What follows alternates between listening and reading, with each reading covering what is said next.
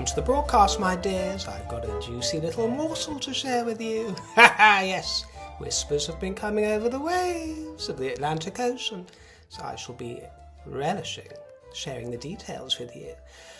Someone asked, well, a couple of comments I saw actually, what these are in the background that I've placed there on the mantle, wondering if they were new pictures. Actually, they're mirrors. If you're from the kingdom, you might recognise them as being mirrors that were found in pubs, hand-painted during the Victorian era, and they're ubiquitous here in the kingdom, vanishing, sadly, but still very much visible, and I loved them on sight and had to have them. I like to imagine the sights that they've seen over the decades. Just a couple of them. I just slung them on there for something different, my dear. I am aware that it just looks like a junk shop at the moment on the broadcast. I'm so sorry. I hate it. But I'm in such disarray here. It's going to take a very long time, actually months. I'm walking around on bare floorboards at the moment with nails sticking out of them.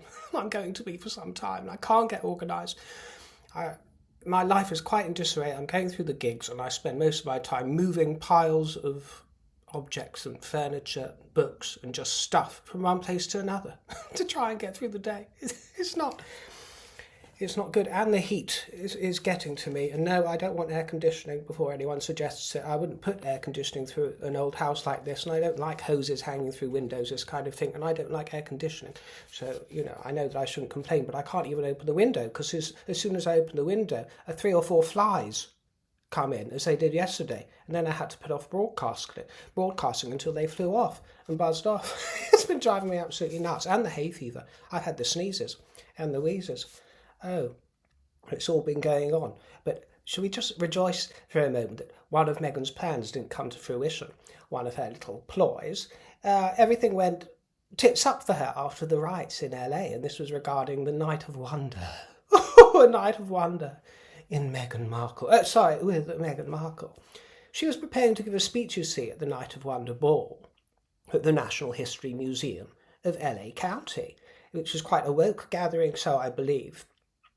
And they were sort of promoting her as a champion of underserved communities. Underserved communities. That's a genuine error. I don't wear my spectacles for the broadcast. Actually, I need some new speckies soon. Oh, it's all piling on top of me. Anyway, this show is they're selling the tickets for $1,500. There's going to be an enchanted garden and a lavish banquet. Sounds like Dumfries House, doesn't it? But it wasn't. It wasn't.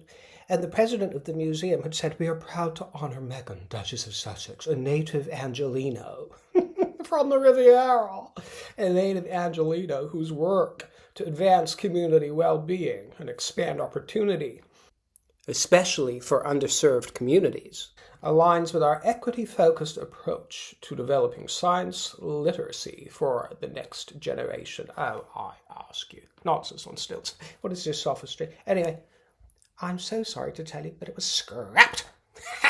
It was scrapped because of all the erupting riots that were coming out. So she had her moment taken from her. There were all these riots going on, weren't there, with all the violence and the arson and the calamity. It sounds absolutely horrendous down in Los Angeles. Truly. And by the way, Meghan, why aren't you out there protesting? This is what people want to know. This is what the internet and the world wants to know. Why aren't you protesting on these people's behalf? Put your money where your mouth is. And put your minge where your money is, darling. Either way, don't be cowardly. Harry presents himself as a lion. He's a cowardly lion. And it seems like you're joining him in that status. Well, before we return to the Harkles, let's have a gorgeous tonic, a refresher for the palate with our dear Catherine, shall we? Because she always wipes the slate clean, doesn't she, of all that ordure that emanates and cascades from Montecito.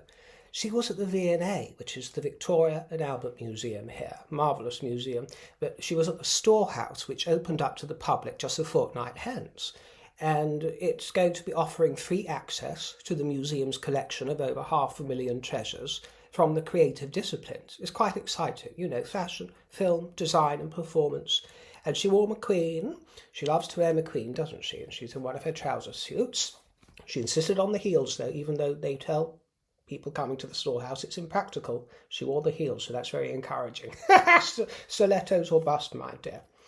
And the visitors, I noticed, looked rather astonished. It was their lucky day to discover our Queen-in-Waiting in the vicinity and in their presence.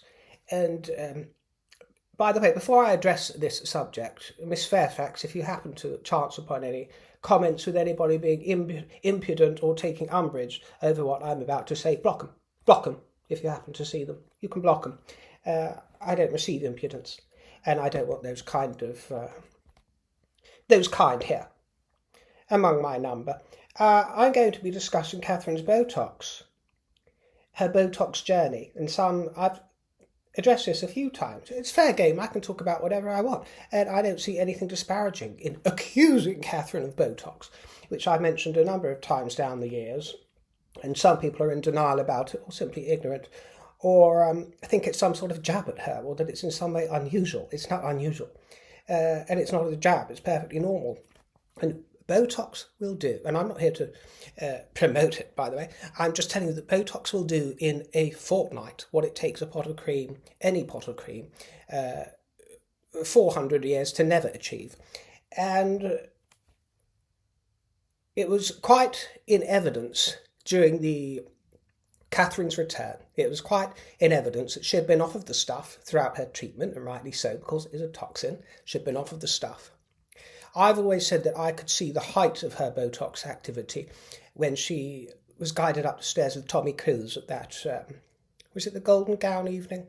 It was one of those affairs. I'll flash up an image, but it was a little too strong, actually, one of those appearances, although it looked so good, so amazing, her complexion, as it always does. And it still looked good when she returned to duty, because I like a smooth complexion as much as I like a bit of a crumpled complexion as well. There's beauty in both. But, you know, when I think back to the carol service just a few months ago, Kate's carols or whatever it is, Catherine's carols, and it was very noticeable there that the hint of autumn was appearing, and I told you this because she'd had to come off of the Botox, and I got objections. She was never on Botox. How do you know, River? How do you think you know? I know because I've got eyes in my head, and also because I actually know, and I don't need to tell you how I actually know, but I actually know, so put it in your pipe and smoke it. But the evidence is now utterly clear, unless somehow, and for some magical way, since 6 months ago, the 2 or 3 rather large dents that were appearing in her forehead have magically just disappeared and vanished off the face of the planet. You know, if Catherine has magical, mystical properties of that kind, fair enough. But if she doesn't, then it's Botox, isn't it? Because they've been completely smoothed out now.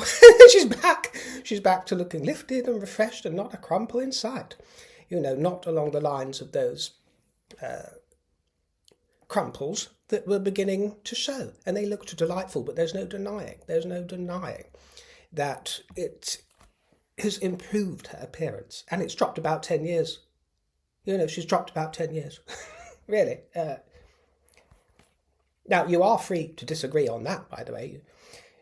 You know, that's fair game, but nobody's going to disagree with me that she hasn't been on the sauce, the Botox sauce, because it's extremely apparent and quite clear. And there's nothing wrong with that, and I think she's done exactly the right and good thing to get injecting again. Yes, she has.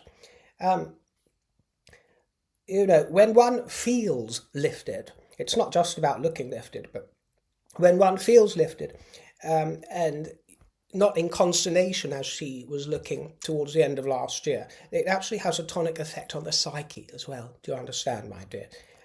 It's how it makes you feel, not just about how it makes you look. And I can sense it with Catherine. Now that she's well into her remission, she's reintroduced the toxin.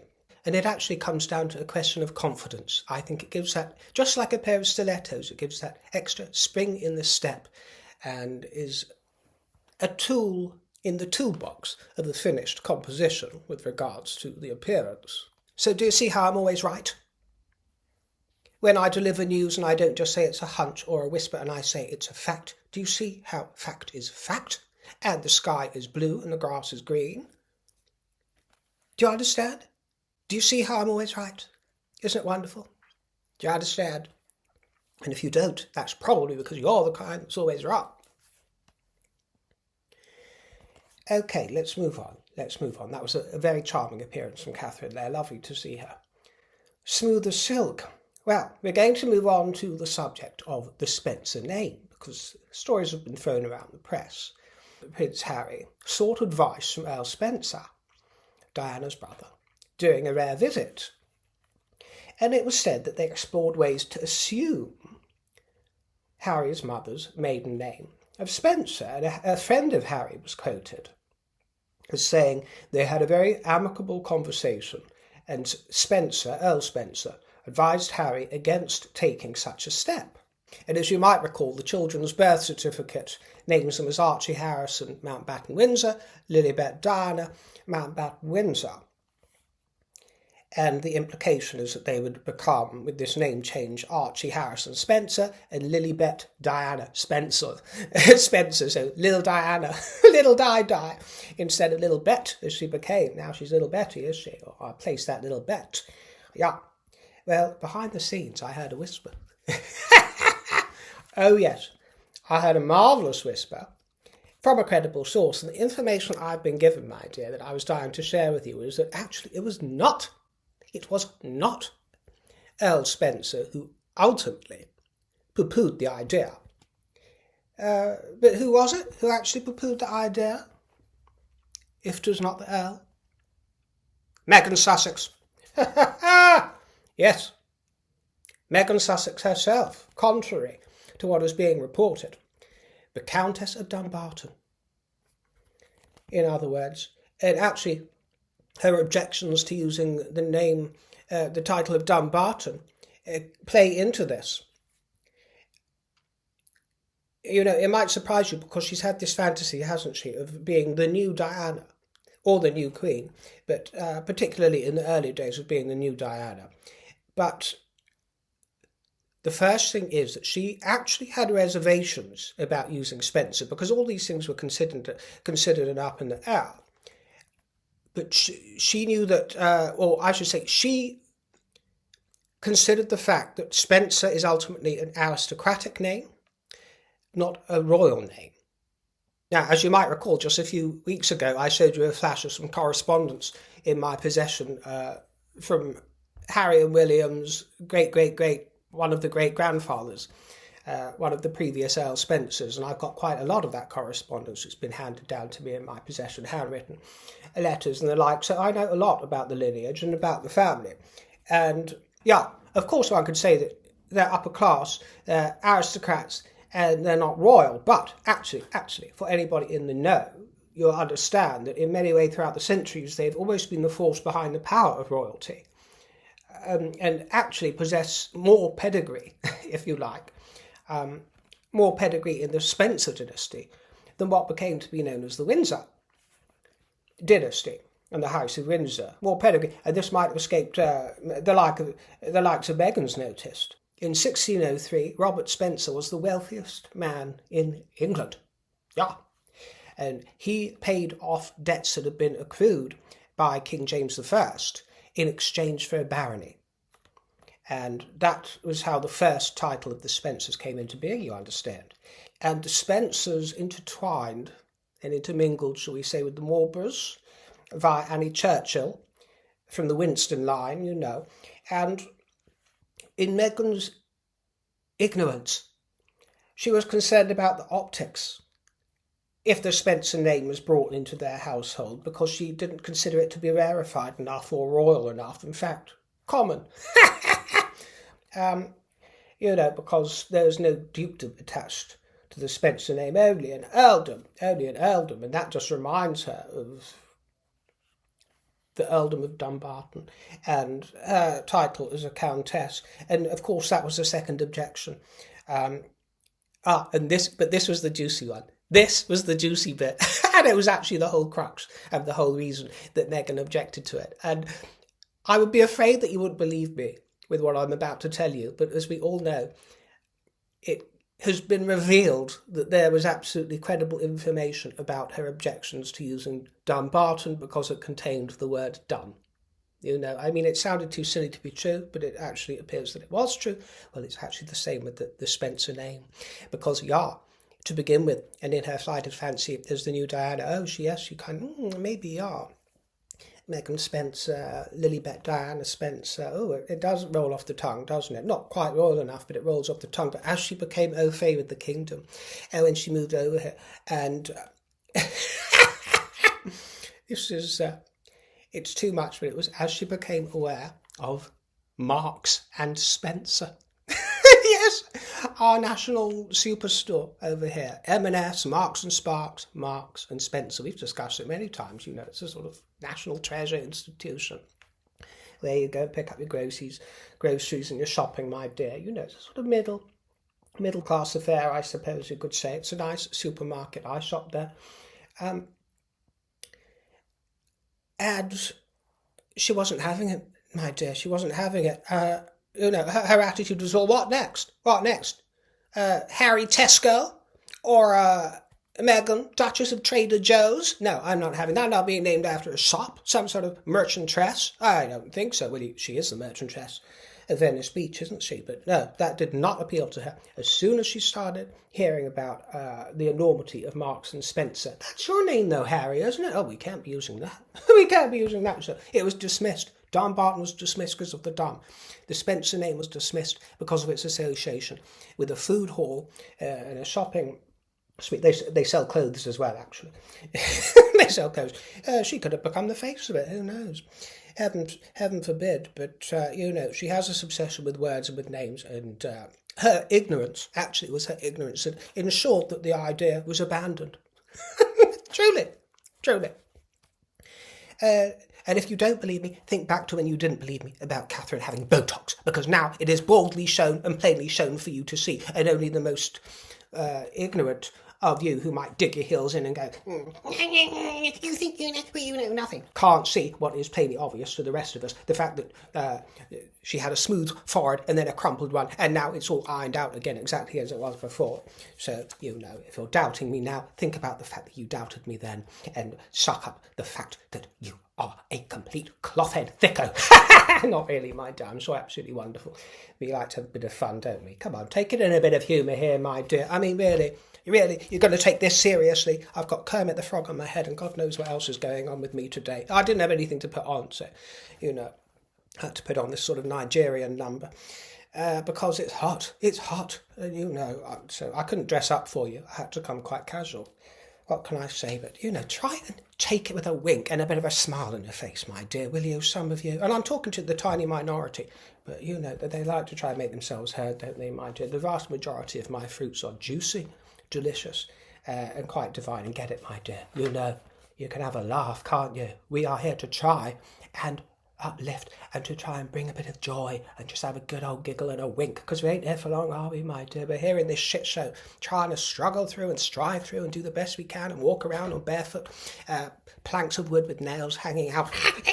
Life's attacking me, the floor's attacking me, everyone's attacking me, the basketeers are attacking me, and before we know it, we blink, and then we're in a coffin, aren't we, my dear?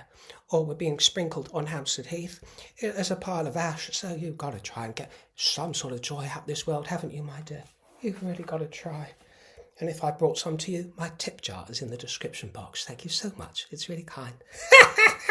Well, you've got to hustle, haven't you, my darling, as well? You've got to hustle in this world, otherwise you are down in the sewers with the ordure cascading. Just like it cascades out in Montecito, darling. Do you understand? So, she said, basically, that if she was going to be forced into having a surname, because she didn't even want a surname, she wanted to go like Madonna or Evita or, Cher or, figures of royalty. Charles. Like a king or queen. If she was forced into having a surname, then she basically said that I want to have one that's associated with the kingdom. And Sussex used to be a kingdom. It was the kingdom of Sussex. So, okay, I'll settle for that one over the others. That was actually a great deal of why she's been making a big meal out of all this Sussex stuff, because Mountbatten isn't associated with the kingdom as such. It's associated with Mountbatten Boy at Windsor and the House of Windsor, but there was never a kingdom of Windsor. So, she just hedges around all these highfalutin ideas in her head, trying to make her status rise and rise and rise, and gets a rise out of Harry down below. People of Lancashire, hello. Please make yourself known in the comments. What a gorgeous part of the world you live in. I don't really know it, and I've never been to Lancaster Castle, but the king was there, and it looked scrumptious, and the people looked gorgeous. And I thought those splashes of pink and maroon that were adorning His Majesty were absolutely scrumptious, as was the setting. And the crowd, they were lovely, and also the commemorative plaque at Lancaster Castle, as it was unveiled. I thought, that's actually a really, really nice one. And I could see the king thinking exactly the same thing, and thinking how nice it was compared to a lot of them. I must arrange some sort of sojourn there in the future, mustn't I, my dears? He was there in his role as the Duke of Lancaster, you understand, so it was a rare treat for the people of Lancaster. There is so much of this enchanted isle of rich variety to explore. Truly, there were deafening cheers on arrival, and look at the cobbled streets, aren't they lovely? I'm sorry to say that the Not My King crew were there. I mean, they're always there at these events these days. And yeah, I will admit, it is really rubbing me up the wrong way, and it makes me sad. They're just a little minority, but, squawking away, making a hell of a din, ruining the atmosphere. So many months of planning go into these sort of things, and they have choirs and bands. It's not just the king and even the crowd. They're hell-bent on ruining the atmosphere for everybody there. It's so joyless. Go to LA and join in the No King riots there, if that's what you really want to do, my dear. But not at the ceremony of the keys. As I say, I don't begrudge them their protests. If they don't want the monarchy, they have the perfect right to protest against it. But it's inhumane to strip those who admire royalty of a once-in-a-lifetime experience, to be in His Majesty's presence, to be at a beautiful event in a beautiful town or wherever it takes place. Have a little bit of heart, you know what I mean? Stop pissing over everybody else's bonfire. It's not fair play as far as I'm concerned. And if they were actually achieving something by doing it, you might think that they have a point, but I don't see what they're achieving, other than other people's misery who don't deserve it, because it's not actually going to do anything with regards to your project. So all you're doing is sporting the subject's fun. Take your protests to the people. There was an awesome Fijian choir that was made up of Fijian kingsmen, which was interesting, and the king interacted with school children, and he did some cheese sniffing, and there were veterans galore, and some chocolates to bring home to the queen. And the monarch has taken part in this short ceremony, the ceremony of the keys, since 1851, when they were first presented to the late Alexandrina in her role as Queen Victoria. And it was a boon for the local communities and craftspeople and the tradies of traditions, a celebration of Lancaster and Lancashire. Lancaster Castle itself has stood for 1,000 years. It's from a Roman site that was founded in the 11th century. And afterwards the king opened Whitewell Coronation Woodland Garden, which had been created with the help of local volunteers. And that looked like a really lovely place. And there was another beautifully made plaque. And Queen Camilla was out peacocking in her peacock feather gown. I nearly wore my peacock feather number, that jacket, but it was much too hot to wear such a cumbersome item, my dear, today. But she was peacocking it at the Women's Prize for Fiction and Non-Fiction event in London to commemorate the award's 30th anniversary. And isn't it a joy to behold the twinkling iridescence of the ear jewels she was wearing, paired so immaculately? And there were a stylish bunch of ladies there too, I've got to say. There really were, quite a vision. She delivered a speech that was very well received. There was so much goodwill there. And love or loathe Camilla, can you name another who has risen to such a role with such natural aplomb? Behold her growth in confidence and purpose. She mingled with shortlisted authors at Bedford Square, together with judges and with former winners to celebrate 30 years of storytelling. The bench by the Duchess of Sussex did not make the shortlist, I'm so sorry to tell you. I'm so sorry. But it did win the popular choice. It did win the popular award for the most shit book ever written. So we can take some heart in that, can't we, my dear? And it was followed closely by Spare by Prince Harry in that category. Sophie Edinburgh graced Northamptonshire with her presence at the Blackthorn Good Neighbours Nursery, who welcomed Sophie and she was draped in quiet luxury from Gabriella Hearst and Prada and Jimmy Choo's in Ballet Pink. The nursery is run by the Growing Together charity and celebrates its 10th anniversary this year. Sophie's visit shone a spotlight on the nursery's good work, educating and nurturing over 600 children and enhancing the local community. At the restored Market Square Market, Sophie marked the 350th anniversary of the Great Fire of Northampton and enjoyed seeing the progress made in regenerating the town centre. Local schoolchildren displayed their artwork with scenes portraying the Great Fire. Her Royal Highness visited a mountain bike experience facility which encourages all generations to get active and improve their well-being. And Prince Edward was busy celebrating 100 years of Elstree Studios. That's where he was, because he loves his sort of creative fields, doesn't he? You know, the first time that I ever went to Elstree as a child, I queued up next to June Brown in the canteen queue, who played Dot Cotton in EastEnders. A national icon, I suppose you could say. It was the very first person that I saw there, and she was she was mad as a box of frogs, to be quite honest, but absolutely lovely, of course. Yeah, in the canteen, right next to Dot Cotton. That was quite an adventure. Nice memories. But I don't know who watches EastEnders these days. I mean, surely its days are numbered. Surely its days are numbered. The ratings very low, aren't they, for soap operas now, like EastEnders and Coronation Street. Very few people watch them now, and they ain't the same, are they? I mean, I never watch them, but when I get the occasional glimpse, the quality of the writing is not what it was, and times have changed, watching habits have changed, and I think that the way that they pump out so many episodes all the time has led to a deterioration in the quality. But anyway, Elstree Studios, yeah, Star Wars was filmed there, Indiana Jones was filmed there. You know, it's one of the most prestigious and oldest film studios in this country, I should imagine the world, but everything's been filmed there, my dears.